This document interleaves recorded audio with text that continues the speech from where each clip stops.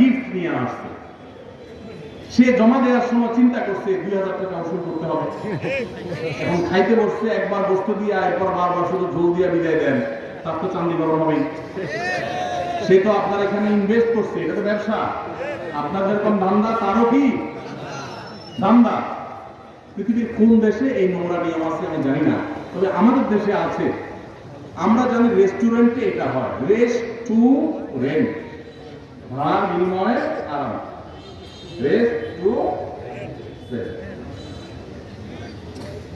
রেস্টুরেন্টে।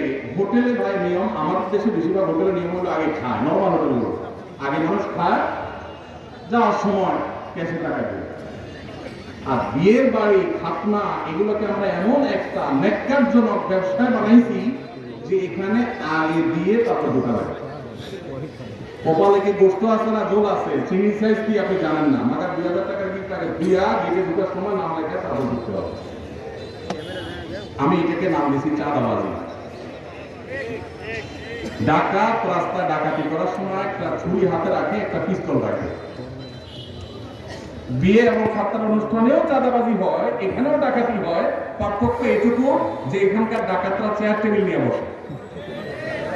বুঝেন না কথা? সাধারণ ডাকাতরা অস্ত্র নিয়ে ধরে, আর এখানকার চেয়ার টেবিল খাতা কলম নিয়ে, হ্যাঁ ঢুকতেছেন, বলেন কি নাম, কি আনছেন দেন। এই জন্য এই সমস্ত দাওয়াত পাইলে মানুষের মন খারাপ হয়। অনেক মধ্যবিত্ত, নিম্ন মধ্যবিত্ত মানুষ আছে নিজে চলতে কষ্ট হয়, কিন্তু বিয়ের একটা কার্ড ধরা দিছে, খাতনা একটা কার্ড ধরা দিছে, না গেলে বলবে বকিল, আর গেলে টাকা দিতে হবে। খাবে না 500 টাকা, দিতে হবে 2000 টাকা। এটা কি জায়েজ না না জায়েজ কাজ? যুবক ভাইয়েরা যারা বিবাহ করেন নাই, বাবাজিরা যারা ছেলে মেয়েকে বিবাহ করাবেন, আল্লাহর ওয়াস্তে দীপ্ত কণ্ঠে শপথ করেন এবং মনে মনে সংকল্প করেন, আমরা ইনশাআল্লাহ এই অনাচার এই সমাজ থেকে দূর করব। আপনি খাতনা করাবেন, খাতনা অনুষ্ঠান করবেন, কয়েকজন মানুষকে মেহমানদারি করবেন, ভালো জিনিস খাওয়ান, অসুবিধা নেই, কোনো আলেম নিষেধ করেন নেই তো। কিন্তু আপনি সেটাকে ব্যবসা বানায় নিছেন।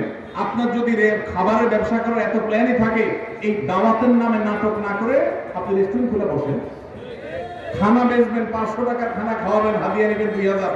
অনেক জায়গায় আগে থেকে যোগ বিয়োগ করা হয়, মেহমান দাওয়াত দেবো 500, খরচ হবে এত, এক একজন এবারে যে 1000 করে আনলো, লাভ থাকবে এত।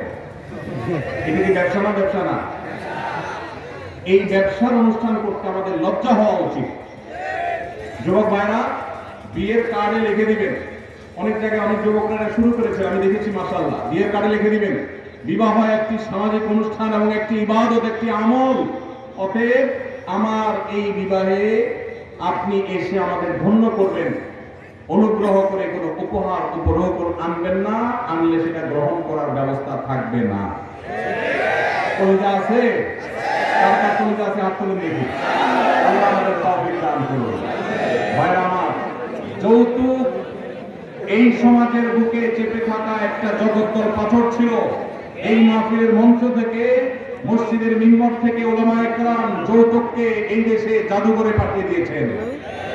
অনেকে আছেন আলেমদের এই সমাজে অবদান খুঁজে পায় না, তাদেরকে বলছি যে উলামায়ে কেরাম মাদক, যৌতুক, এই সমস্ত সামাজিক অভিশাপগুলো একটা একটা করে দূর করে দিয়েছেন। অতএব আমাদেরকে এই বিবাহ খাতনার নামে যে চাঁদাবাজি হয় সেগুলো বন্ধ করতে হবে ইনশাআল্লাহ। সবাই চেষ্টা করবো তো ইনশাআল্লাহ। আরেকজন যদি মনের কষ্ট নিয়ে একটা হাদিয়া দিয়ে যায়, একটা হাদিয়া দিয়ে গেল, একটা ডিনার সেটিনে দাওয়াত খাইল, কিন্তু তার মনের কষ্ট আছে। গরিব মানুষ বা মধ্যবিত্ত মানুষ অনেক কষ্ট করে, নিম্ন মধ্যবিত্ত মানুষ এটা কিনছে, কিন্তু আত্মীয়স্বজন দাওয়াত না দিলে মানুষ গেলে না গেলে মানুষ থাকে না, সে নিয়ে আসছে, মনে খুশি নেই। নবী সাল্লাল্লাহু আলাইহি ওয়াসাল্লাম বলেছেন, লা ইয়াহিল্লু মালু ইমরিইন মুসলিমিন ইল্লা বিতিবি নাফসিহি, কোন মুসলমানের সম্পদ তার মনের সন্তুষ্টি ছাড়া দিলে সেটা গ্রহণ করা হালাল হবে। তাহলে আপনি হারাম খাচ্ছেন। আল্লাহকে আমরা ভয় করবো, চেষ্টা করবো তো ইনশাআল্লাহ। এই যে খাতনার অনুষ্ঠানে মারামারি, বিয়ের অনুষ্ঠানে মারামারি, এর একটা কারণ হলো এইটা, যে এটাকে চাঁদাবাজি বানায় দিয়েছেন। এই জন্য জৈসা করনা ওয়াইসা ভারনা, যেমন করবেন অমন পাবেন। নাম্বার 2, দ্বিতীয় কারণ হলো আমাদের মন মানসিকতাগুলো দিন দিন এত বেশি ভোগবাদী হয়ে উঠছে, আমাদের